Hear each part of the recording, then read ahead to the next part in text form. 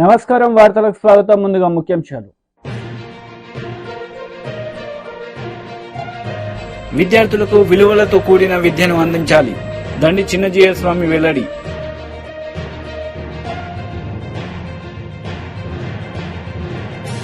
ప్రత్యేక హోదాను జగన్ విమర్శించారు. కడప ఎంపీ కాంగ్రెస్ అభ్యర్థి వై షర్మిలారెడ్డి ఆగ్రహం.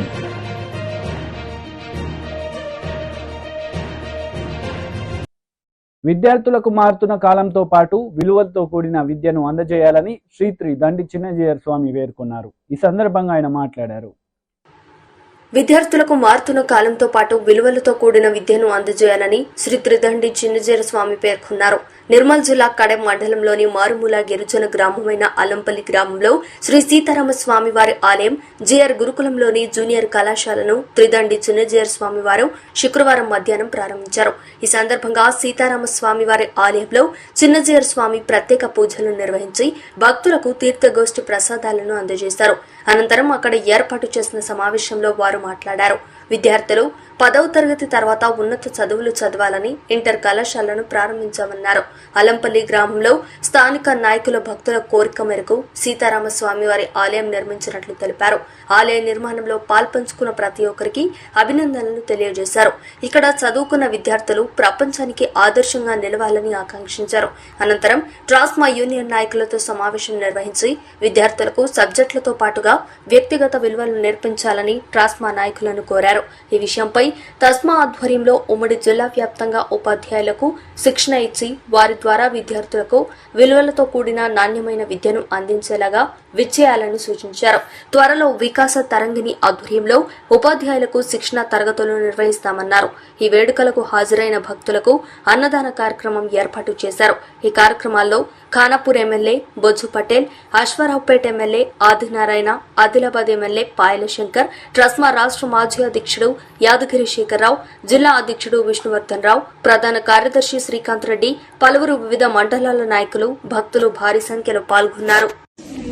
ఇలాంటి సబ్జెక్ట్స్ తోటి in addition to these subjects is it necessary to teach a class with morals? Is it really necessary? It's not. మరి ఎక్కడ చెప్పాలి వాటి? ప్రతి సబ్జెక్ట్ లోనూ కూడా మోరల్స్ అనేవి ఇంటర్నల్ పార్ట్ కావాలి. మీరు భాష చెప్తున్నా, కెమిస్ట్రీ చెప్తున్నా, ఫిజిక్స్ చెప్తున్నా, బాటనీ చెప్తున్నా, జియాలజీ చెప్తున్నా, సోషల్ స్టడీస్ చెప్తున్నా, సివిక్స్ చెప్తున్నా, హిస్టరీ చెప్తున్నా,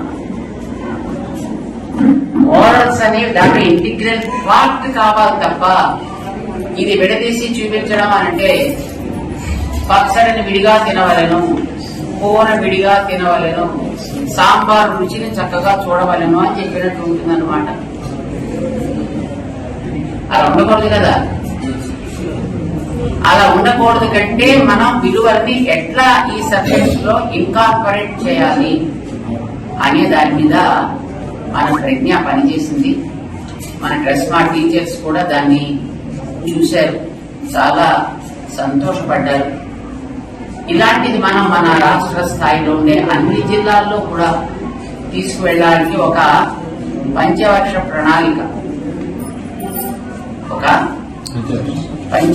ప్రణాళికని ఒకటి ఏర్పాటు చేసుకుని 5 ఏళ్లు పూర్తయ్యేటప్పటికీ మన రాష్ట్రంలో ఉండే ప్రతి జిల్లాలోనూ ప్రతి ప్రైవేట్ స్కూల్లోనూ ఈ విషయాన్ని మనం వాళ్ళ కోర్సులో ఇన్కార్పొరేట్ చేసి ఇవ్వగలగాలి. అలా ఇవ్వాలంటే ముందర ప్రిపేర్ అవ్వాల్సింది ఎవరు? టీచర్స్.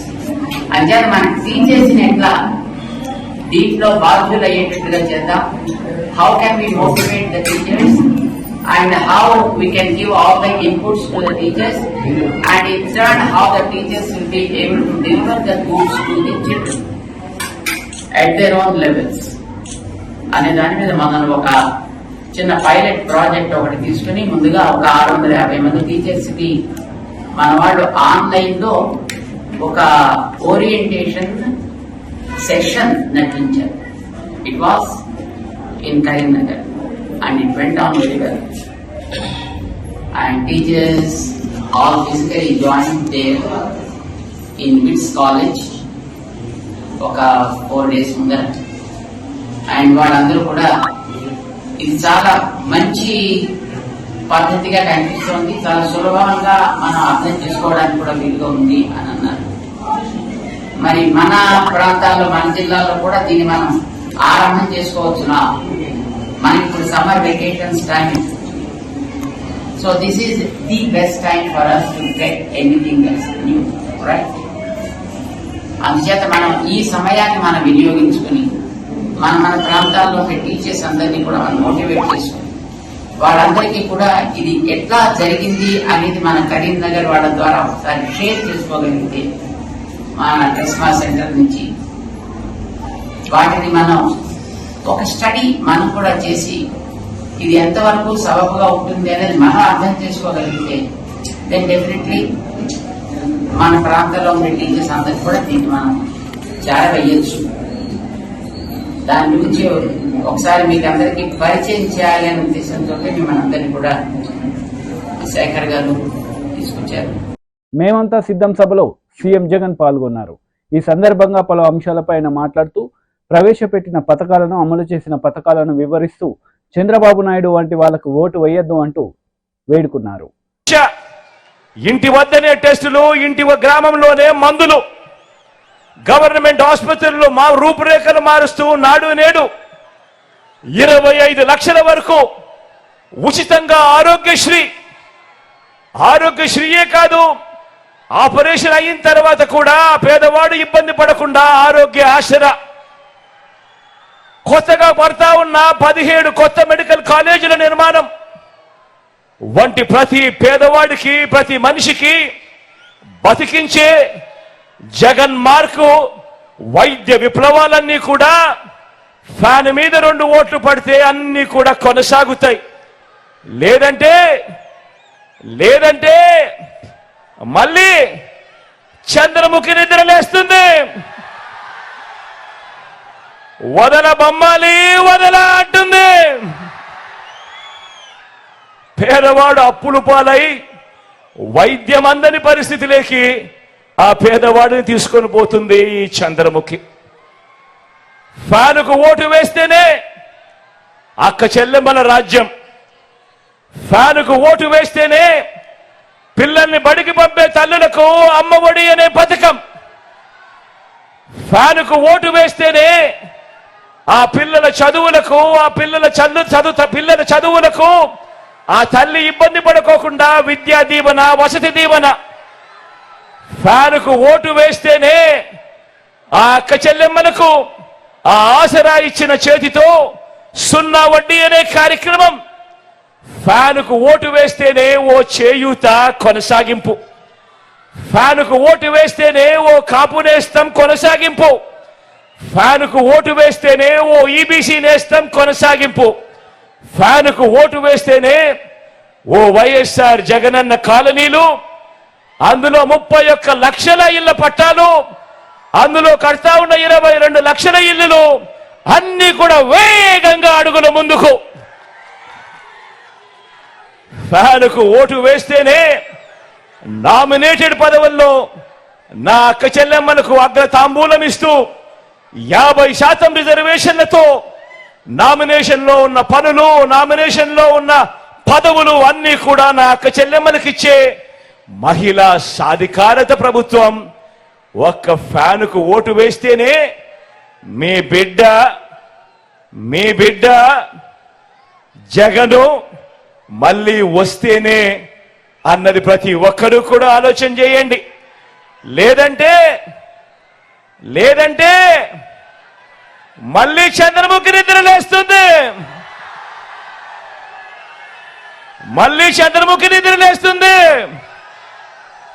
పసుపుపతి నిద్రలేస్తాడు. వదల బొమ్మాలి వదల అంటాడు. అక్క చెల్లెమ్మలకు గుర్తుందా? పొదుపు సంఘాల విషయాలు గుర్తున్నాయా? మోసం చేసిన విషయాలు గుర్తున్నాయా? మళ్ళీ అక్క చెల్లెమ్మల బ్రతుకులన్నీ కూడా అతలాకుతలం అవుతాయి. గుర్తు పెట్టుకోమని కోరుతా ఉన్నా. అందుకే ఓటు వేసే ముందు ప్రజాగలం సభలో నారా చంద్రబాబు నాయుడు పాల్గొన్నారు. ఈ సందర్భంగా పలు అంశాలపై ఆయన మాట్లాడుతూ సీఎం జగన్ రెడ్డిపై మండిపడ్డారు. మనం ఇలాంటి చీప్ లిక్కర్ కోటేయాలా మీరు? వేస్తారా మీరు? అంటే మీరంటే లెక్కలేంతనం అవునా కాదా? ఏం చేయాలైతే ఇలాంటి వాళ్ళని తగలబెట్టాలా? మిమ్మల్ని నాశనం చేసి మీ జీవితాలతో ఆడుకున్నవాడు ఎవ్వరూ బాగుపడకూడదు. కడాన మద్యంలో నీచానికి పోయి డబ్బులు దోచుకున్న దుర్మార్గుల్ని ఏం చేయాలి తమ్ముళ్ళు అని అడుగుతున్నా. పాతి పెట్టాలి. తాపీ మేస్తులు హుషారుగా ఉండాలి. మిమ్మల్ని కూడా నాశనం చేశాడు. మీరందరూ కూడా తాపీలు రెడీగా పెట్టుకుని వీళ్ళని పాతి పెట్టి కాంక్రీట్ వేసి శాశ్వతంగా బయట రాకుండా చేయాల్సిన బాధ్యత మనందరిది. ఏం తమ్ముళ్ళు సిద్ధమా మీరు? ఇలాంటి తప్పుడు పనులు చేసి మేము సిద్ధమంట. నీ తప్పుడు సారా తాగడానికి మేము సిద్ధంగా లేము. మీ నాసిరకం తీసుకుని ఇలాంటి కల్తీ మందు తాగి మా జీవితాలు పోగొట్టుకుని మా ఆడబిడ్డల మంగళ సూత్రాన్ని తెంచేయడానికి మేము సిద్ధంగా లేము. కబద్దార్ జాగ్రత్తగా ఉండు. ఇలాంటి తప్పుడు పనులు చేసిన వ్యక్తిని చిత్తుగా ఓడించడమే కాకుండా భవిష్యత్తులో గుణపాఠం చెప్పే బాధ్యత మాదే. అందుకే తమ్ముళ్ళు ఈరోజు ఇతన్ని చూసినప్పుడు ఒకటి రెండు కాదు చాలా అన్యాయం చేసే పరిస్థితికి వచ్చాడు. నేను అందుకనే మిమ్మల్ని అందరినీ మనం చూస్తే తెలుగుదేశం పార్టీని చూసినప్పుడు అభివృద్ధి జ్ఞాపకం వస్తుంది. జగన్మోహన్ రెడ్డి చూసినప్పుడు విధ్వంసం జ్ఞాపకం వస్తుంది. ఇక్కడంతా కూడా చాలా మంది ఎంఆర్పిఎస్ కార్యకర్తలు కూడా ఉన్నారు. 96లో ఏబిసిడి కేటగరైజేషన్ తీసుకొచ్చిన పార్టీ తెలుగుదేశం పార్టీ. దానివల్ల మాదిగలకు కూడా సామాజిక న్యాయం జరిగింది. ఈరోజు మళ్ళా హామీ ఇస్తున్నా తెలుగుదేశం వస్తానే ఎన్డీఏ కూడా దీనికి అనుకూలంగా ఉంది. మళ్ళా ఏబిసిడి కేటగరైజేషన్ తెచ్చి మాదిగలకు న్యాయం చేసే విధంగా ముందుకు పోతామని మాదిగలందరికీ హామీ ఇస్తున్నా. ఇక్కడికి వచ్చినప్పుడు ఇక్కడ ఎవరైతే మాదాసు కురవా ఉన్నారు, ఏ మాదాసు కురవా ప్రత్యేక హోదాను జగన్ విమర్శించారని కడప ఎంపీ కాంగ్రెస్ అభ్యర్థి వైఎస్ షర్మిల ఆగ్రహం వ్యక్తం చేశారు. రాజధాని లేని రాష్ట్రంగా ఏపీని మార్చేశారని మండిపడ్డారు. మేనిఫెస్టోలో పెడుతున్నాను. నాకు మేనిఫెస్టో అంటే బైబిల్ తో సమానము, ఖురాన్ తో సమానము, భగవద్గీతతో సమానం అని చెప్పాడే జగన్మోహన్ రెడ్డి గారు. అయిందా అన్న? పూర్తి మద్యపాన నిషేధం కాలేదు కదా. ఇప్పుడు స్వయంగా జగన్మోహన్ రెడ్డి గారి సర్కారే మద్యం అమ్ముతుంది. వాళ్ళు ఏది అమ్ముతే అదే కొనాలట. వాళ్ళకి ఎంతకు అమ్ముతే అంతకే కొనాలట. పాపం ఎంతమంది నాతో క్వార్టర్ బాటిల్ అమ్మా బయట రాష్ట్రాలలో 60 రూపాయలు అయితే మన దగ్గర 250 రూపాయలు ఉందమ్మా అని చెప్తున్నారు. ఎవరినూ వాగ్దానాలన్నీ ఎక్కడ నిలబెట్టుకున్నారయ్యా అంటే అన్ని మద్యం షాప్ లో నిలబెట్టుకున్నాడు. అదిగో స్పెషల్ స్టేటస్ అక్కడే ఉంది, అదిగో క్యాపిటల్ సిటీ అక్కడే ఉంది, అదిగో డిఎస్సి అక్కడే ఉంది అన్నట్టుగా తయారైంది. వీళ్ళ రాజశేఖర రెడ్డి గారి ఆశయాలను నిలబెట్టేది. ఎక్కడ చూసినా లిక్కర్ మాఫియా యథేచ్ఛగా ఏరులై మారుతుంది. మద్యం డ్రగ్స్ కంటైనర్లలో వేల ఎంత 25,000 కేజీలట అంత కంటైనర్లు డ్రగ్స్ వస్తున్నాయి. ఎంత ధీమాగా తెచ్చుకుంటున్నారు. ఇదేమైనా పరిపాలన పట్టిన పీడ. ఒక పక్కేమో లిక్కర్ మాఫియా, వైన్ మాఫియా, ఇంకో పక్కేమో మైన్ మాఫియా, ఇంకో పక్క శాండ్ మాఫియా, ఇంకో పక్క ల్యాండ్ మాఫియా. ఇదంతా సరిపోదన్నట్టు సొంత చిన్నాననే హత్య చేసిన వాళ్ళను పక్కన పెట్టుకొని తిరుగుతున్నాడు జగన్మోహన్ రెడ్డి గారు. వీళ్ళ రాజశేఖర రెడ్డి గారి ఆశయాలను నిలబెట్టేది. హత్య రాజకీయాలు, గుండా రాజకీయాలు, లిక్కర్ల రాజకీయాలు, ఎక్కడ చూసినా మాఫియాలు, వీళ్ళ రాజశేఖర రెడ్డి గారి ఆశయాలను నిలబెట్టేది. మళ్ళీ చెప్తున్నాం నమ్మి ఓట్లేస్తే, జగన్మోహన్ రెడ్డి గారికి నమ్మి ఓట్లేస్తే 5 సంవత్సరాలు స్పెషల్ స్టేటస్, ప్రత్యేక హోదా కోసం ఆ రోజు జగన్మోహన్ రెడ్డి గారు చెప్పిన మాట, నేను బీజేపీ మెడలు వంచి ప్రత్యేక హోదా తీసుకొస్తాను అని చెప్పిన జగన్మోహన్ రెడ్డి గారు ఈ రోజు అదే బీజేపీ పార్టీకి వంగి సలాం చేస్తూ గులాం అయ్యాడు. ఇదేనా రాజశేఖర రెడ్డి గారి ఆశయాలను నిలబెట్టడం అంటే? ఏ బీజేపీ పార్టీనైతే రాజశేఖర రెడ్డి గారు అంతగా వ్యతిరేకించారో, ఒక మత తత్వ పార్టీ అని, అదే బీజేపీ పార్టీకి గులాం అయ్యాడు జగన్మోహన్ రెడ్డి గారు. వీళ్ళు కాదన్నా రాజశేఖర రెడ్డి గారి ఆశయాలను నిలబెట్టేది. మళ్ళీ చెప్తున్నాం, ఆలోచన చేసి ఓటు వేయండి. ఈరోజు రాజశేఖర రెడ్డి బిడ్డ కాంగ్రెస్ పార్టీలో చేరింది అంటే ఎందుకు చేరింది? ఎందుకంటే ఒక్క కాంగ్రెస్ పార్టీ మాత్రమే అధికారంలోకి వచ్చిన వెంటనే ఆంధ్ర రాష్ట్రం కోసం 10 సంవత్సరాల ప్రత్యేక హోదా ఇస్తాము అని రాహుల్ గాంధీ గారు మాటిచ్చారు. కాంగ్రెస్ పార్టీ మేనిఫెస్టోలో చేర్చారు. కాబట్టి ఆ మాటను పట్టుకుని వచ్చింది రాజశేఖర రెడ్డి బిడ్డ. మన రాష్ట్రానికి ప్రత్యేక హోదా అన్నది ఊపిరి లాంటిది. ప్రత్యేక హోదా వస్తే ప్రతి నియోజకవర్గంలో 100 కొత్త పరిశ్రమలు వస్తాయి. ప్రతి నియోజకవర్గంలో 100 పరిశ్రమలు వస్తే మనకు ఎంత అభివృద్ధి జరుగును, మన బిడ్డలకు ఎన్ని ఉద్యోగాలు వచ్చును. ప్రత్యేక హోదా అన్నది మన ఆంధ్ర రాష్ట్రానికి ఊపిరి లాంటిది. అది ఒక్క కాంగ్రెస్ పార్టీ వల్ల మాత్రమే సాధ్యమవుతుంది. కాబట్టి రాజశేఖర రెడ్డి బిడ్డ కాంగ్రెస్ పార్టీలో చేరింది. ఈ రోజు మీ ముందర నిలబడి అడుగుతుంది, రాజశేఖర రెడ్డి బిడ్డ మళ్ళీ రాజశేఖర రెడ్డి గారి సంక్షేమ పాలన రావాలి అంటే, మీ ఇంటి గడపకు తేవాలి అంటే, మీ అందరూ కాంగ్రెస్ పార్టీని ఆశీర్వదించండి, హస్తం గుర్తు మీద ఓటేయాలని మరొకసారి రాజశేఖర రెడ్డి బిడ్డ ప్రతి అన్నకు, ప్రతి తమ్ముడికి, ప్రతి అక్కకు, ప్రతి చెల్లికి శిరస్సు వంచి చేతులు జోడించి మనస్ఫూర్తిగా ప్రార్థించుకుంటున్నాం. ఎమ్మెల్యే అభ్యర్థి కాంగ్రెస్ పార్టీ. బీజేపీలో చేరికలు జరిగాయి. ఈ సందర్భంగా ఎంపీ బండి సంజయ్ మాట్లాడారు. 102 పార్లమెంటు స్థానాల్లో ఈరోజు ఎన్నికలు జరిగినాయి. ఎన్నికల అనంతరం ఏ సర్వే చూసినా కూడా అక్కడ వాతావరణం చూస్తే పూర్తిగా భారతీయ జనతా పార్టీ బీజేపీ మయం కాబోతున్నాయి.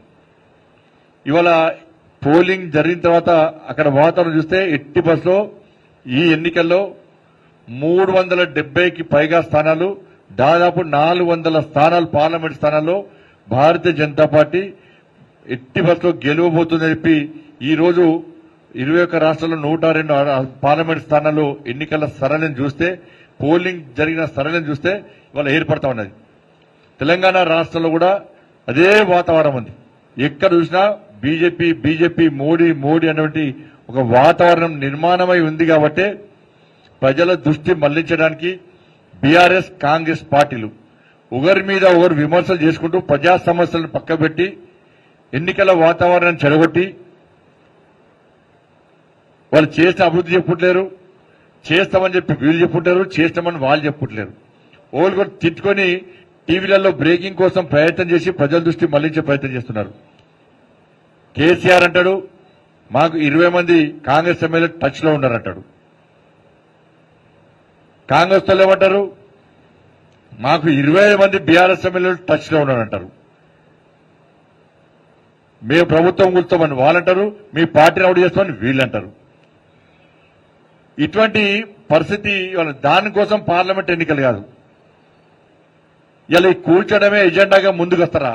నేను సవాల్ చేస్తున్నా. ఇవాళ ఇలా కూర్చోడమే ఎజెండాగా ముందుకు వస్తారా? పార్లమెంట్ ఎన్నికల్లో పోటీ చేస్తారా? మీరు ఎవడో గతంలో బీఆర్ఎస్ పార్టీ చేస్తే అభివృద్ధి చెప్పుకుంటారా? ఎవరు చేస్తే చెప్పుకుంటారా? ఎవడో కాంగ్రెస్ పార్టీ మన 6 గ్యారెంటీల విషయంలో ఇచ్చిన హామీలను ఎందుకు నెరవేర్చాలో చెప్పుకుంటారా? మరి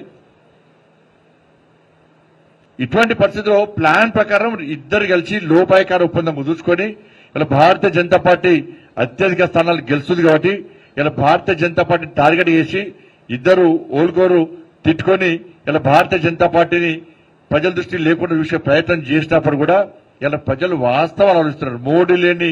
మోడీ ప్రధానమంత్రిగా లేని దేశాన్ని ఈ దేశ ప్రజలు ఊహించుకునే స్థితిలో లేరు. కాబట్టి ఈ సందర్భంలో భారతీయ జనతా పార్టీ 2 పార్టీలకు విజ్ఞప్తి చేస్తున్నాం. మేము బీఆర్ఎస్ పార్టీ మీరు ఏమి అభివృద్ధి చేశారు? మీరు ఎన్నికల ముందు గతంలో 10 సంవత్సరాలు ఇచ్చిన హామీని ఎందుకు నెరవేర్చలేకపోయారు? తెలంగాణ రాష్ట్రంలో తెలంగాణ రాష్ట్రాన్ని అధోగతి పాలు చేయడానికి కారకులు మీరు కాదని చెప్పి స్పష్టం చేయాల్సిన బాధ్యత మీది. కాంగ్రెస్ పార్టీ 6 గ్యారెంటీలు కాంగ్రెస్ పార్టీ నాయకులు స్పష్టం చేయాలి. ఇవాళ ఎన్నికల ముందు 6 గ్యారెంటీల పేరుతో హామీ ఇచ్చారు సత్యనదా. ఇవాళ ఆగస్టు 15వ తారీఖే ఓ డేట్ అడట 2 లక్షల రుణమాఫీ చేస్తారట. ఇవాళ ఎన్నికల ముందు అసెంబ్లీ ఎన్నికల ముందు ఇవాళ 500 రూపాయలు బోనస్ ఇస్తాన్నారు. కింటాల్కు 500 రూపాయలు బోనస్ ఇస్తాన్నారు. ఇవాళ ఒక్క ఎకరానికి నాకు తెలిసి 28 క్వింటాలు వస్తుంది. 28 క్వింటాలు వస్తుంది అంటే 14,000 రూపాయలు ఒక్క ఎకరానికి బోనస్ పేరు మీద 14,000 రూపాయలు ఇస్తాను మీరు మాట ఇచ్చారు. ఇవాళ ఆ మాటను ఎందుకు నిలబెట్టలేకపోతున్నారు? తరుగు తాలు తేమలు లేకుండా కొంటాన్నారు, కొనుగోలు ప్రారంభించారు. ఎందుకు ఇలా కటింగ్ల పేరుతో కిలోకు 8 ఒక్క క్వింటాలకు 8 కిలోలు ఇలా తరుగు పేరుతో తాలు పేరుతో తేమ పేరుతో కటింగ్స్ పెట్టారు. ఇవాళ ఎన్నికలు మీరే హామీ ఇచ్చారు. అరే 500. కాంగ్రెస్ భారీ బహిరంగ సభలో సీఎం రేవంత్ రెడ్డి పాల్గొన్నారు.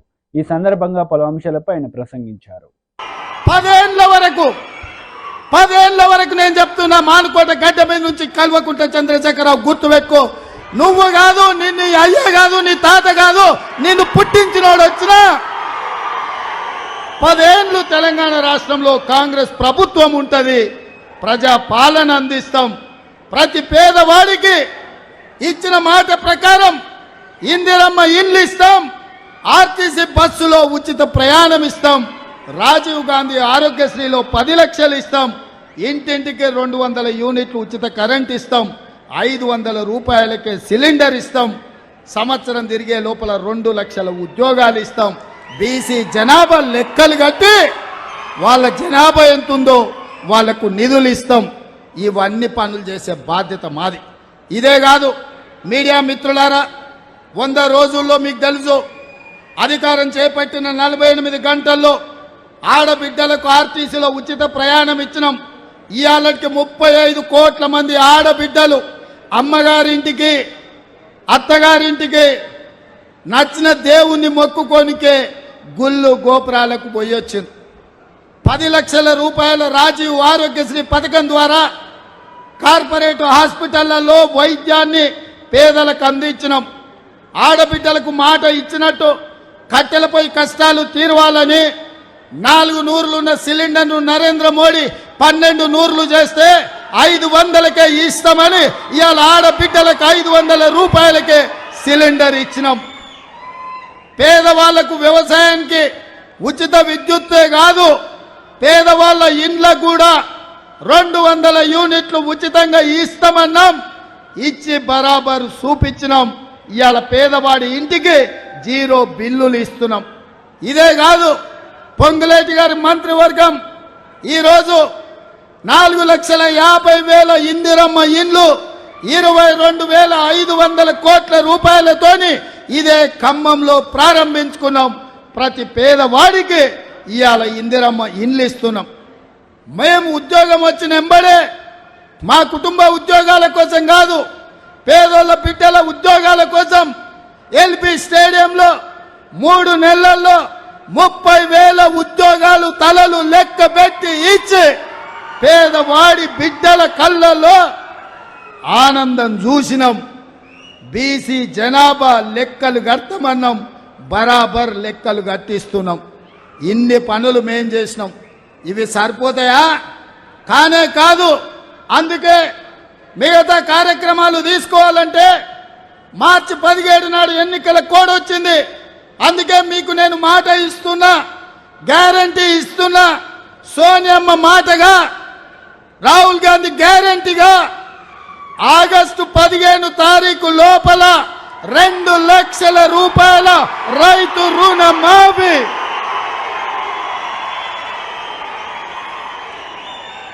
నా తెలంగాణ రైతాంగ సోదరులకు తుమ్మల నాగేశ్వరరావు గారి సాక్షిగా నేను మాటిస్తున్నా, భద్రాద్రి రాముడు సాక్షిగా నేను మీకు మాటిస్తున్నా, 15 ఆగస్టు లోపల 2 లక్షల రూపాయల రైతు రుణమాఫీ చేసి మీ రుణం తీసుకునే బాధ్యత నాది, ప్రజా పాలనది, కాంగ్రెస్ పార్టీది.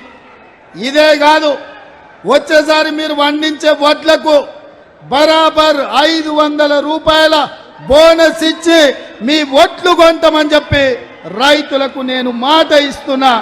మీరు ఈరోజు మా 100 రోజుల పాలన చూడండి, మా ఆర్టీసీ బారస్ చూడండి, మా ఆరోగ్యశ్రీ పథకం చూడండి, మా గ్యాస్ సిలిండర్ చూడండి, మా ఉచిత కరెంటు చూడండి, మా ఇందిరమ్మ ఇళ్ళ పథకం చూడండి, మేము ఇచ్చిన 30,000 ఉద్యోగాలను చూడండి, మేము లెక్క పెడుతున్న బీసీల జనాభా చూడండి, మేము మాఫీ చేయబోయే 2 లక్షల రైతు రుణమాఫీ చూడండి, మేము ఇయ్యబోయే 500 బోనస్ చూడండి. ఇవన్నీ మేము చెయ్యాలని టీడీపీ పోలిట్ బ్యూరో సభ్యులు వర్ల రామయ్య మీడియా సమావేశం నిర్వహించారు. ఈ సందర్భంగా పలు అంశాలపై ఆయన మాట్లాడారు. క్రోడీకరించి దాన్ని ఛేదించినప్పుడు ప్రెస్ మీట్ ఎందుకు పెట్టలేదు? ఈ ముద్దాయిని ప్రెస్ వారి ముందు ఎందుకు నిలబెట్టలేదు?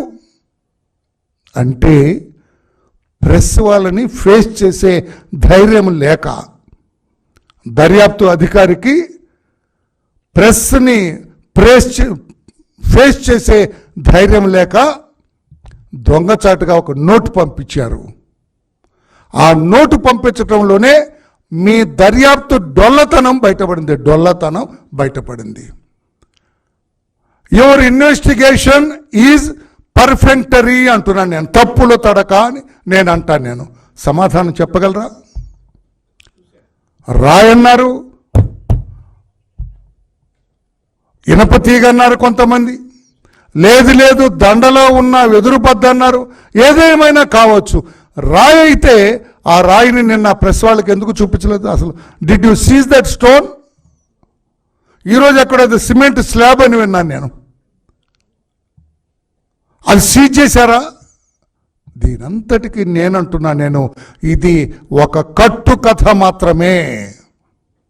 ముఖ్యమంత్రి మీద హత్యాయత్నం అనేది గులకరాయితోటి, లేకపోతే నిన్న మీరు వ్రాసినట్లుగా ఆ సిమెంట్ స్లాబ్ తోటి హత్యాయత్నం చేయటం అనేది ఒక కట్టు కథ, కల్పిత కథ, ఏ స్టేజ్ మేనేజ్డ్ డ్రామా కాదని చెప్పే ధైర్యం ఉందా? ప్రెస్ని చెప్పగలరా? మీరు ప్రెస్ని ఫేస్ చేయగలరా? లేదు. ఏదో రకంగా ముఖ్యమంత్రి గారికి సమాధానం చెప్పాలి. అయ్యా, మీ మీద రాయి వేసుకుని మేము పట్టుకున్నాం, ఒక అమాయకుడిని బలి చేశాం అని చెప్పాలి. అందులో భాగమే కదా ఇది. దానికి ఒక రాజకీయ రంగు పులిపారు. బోండా ఉమా బ్యాచ్ స్కెచ్ అట్ ఇది. నేను అడుగుతాను, ఏమండి రాణా గారు, గౌరవ కమిషనర్ గారు, ముఖ్యమంత్రి గారిని చంపటానికి బోండా గారి బ్యాచ్ చీకట్లో కరెంటు పొద్దని తెలుసా వాళ్ళకి? చీకట్లో ఎవడైనా రాయి తీసుకొని ముఖ్యమంత్రి గారిని కొడతాడా? అంత దూరం నుంచి, స్కూల్లో నుంచి కొట్టాడట. స్కూల్ చాలా దూరం ఉంది. స్కూల్లో నుంచి గురి చూసి కొట్టాలి దాన్ని. వాడు మరో ఏకలవ్యుడు అవ్వాలి, లేకపోతే కొట్టలేడు. గురి చూసి చంపాలంటే ఏదో సున్నితమైన కణత మీదో దేని మీద కరెక్ట్ కొట్టాలి. చీకట్లో విసిరిన రాయి నేను అడుగుతున్నా, కరెక్ట్గా కణతకే తగులుతుందా? వైటల్ పార్ట్స్కి తగులుతుందా? ఏమి దర్యాప్తు సార్ మీరు చేసింది? ఎందుకు సార్ ఇట్లా అభాసుపాలు చేస్తారు పోలీసు వ్యవస్థని? పైగా సాక్షి వారు ఇప్పుడు ఇన్వెస్టిగేషన్ ఈయన చెప్పలా, ఈయన ఎలా పడు. మీరు ఇంకోటి గమనించట్లా పాత్రికేయ సోదరులారా, మీరేదో నేను చెప్పింది ఊరికి వింటున్నారంతే, నన్ను ప్రశ్నలు కూడా వేయట్లా మీరు. ఇక్కడ ఆయన ఏం చెప్పాడు? ఆయన ఏం చెప్పలా, ప్రెస్ వాళ్ళకి చిన్న అరెస్ట్ చేశామని నోట్ ఇచ్చాడు. అంతా సాక్షి వారే చెబుతున్నారు. సాక్షి వాళ్ళే మేము దర్యాప్తు చేసామన్నట్టుగా చెబుతున్నారు. సాక్షి వాళ్ళు ఏం చెబుతారంటే, పక్కా ప్రణాళికతోనే సీఎం జగన్పై హత్యాయత్నం. అది ఎక్కడ ఆయన ప్రెస్ పెట్టి చెప్పలా, ఆ నోట్లో కూడా ఎంత క్లియర్గా చెప్పలా. అది ముమ్మాటికి హత్యాయత్నమే సజ్జల గారు చెబుతారు. ఎలా చెబుతారు? పోలీస్ కమిషనర్ మీ చెవులు ఏమైనా ఊదారా? లేకపోతే సాక్షి వాళ్ళు అక్కడే ఉన్నారా? కనుబొమ్మపై కాకుండా తలపై సున్నిత ప్రదేశంలో తగిలి ఉంటే ప్రాణాలు పోయాయి, ప్రాణాలకు ముప్పండు. అంటే వీడు చంపాలని సున్నితమైన కణత మీద సున్నితమైన ప్రదేశంలో కొట్టాలనుకున్నాడు చెమ్మ చీకట్లో ప్రయత్నం చేస్తాడు సార్. ఎందుకు సార్ ఇంత చిన్న లాజిక్ ఎందుకు మిస్ అవుతున్నారు సార్? బోండావమాని ఇబ్బంది పెట్టాలంటే ఇంకొక రకంగా ఇబ్బంది పెట్టండి, ఇంకొక తప్పుడు కేసు అతను సృష్టించండి. రాస్తారు కదా పరుచూరు బ్రదర్స్ లాగా కథలు రాస్తారు కదా, అలా వ్రాయండి.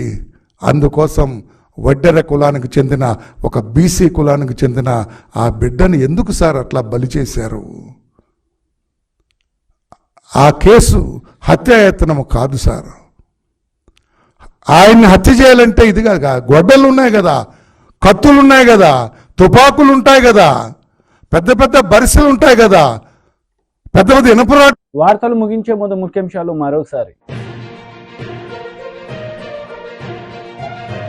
విద్యార్థులకు విలువలతో కూడిన విద్యను అందించాలి, దండి చిన్నజీయ స్వామి వెల్లడి.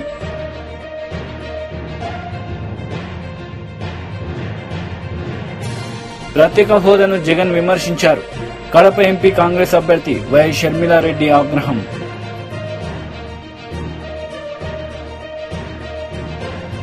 ఈ వార్తలు ఇంతటితో సమాప్తం. తిరిగి ప్రసారమయ్యే వార్తలు మళ్ళీ కలుద్దాం.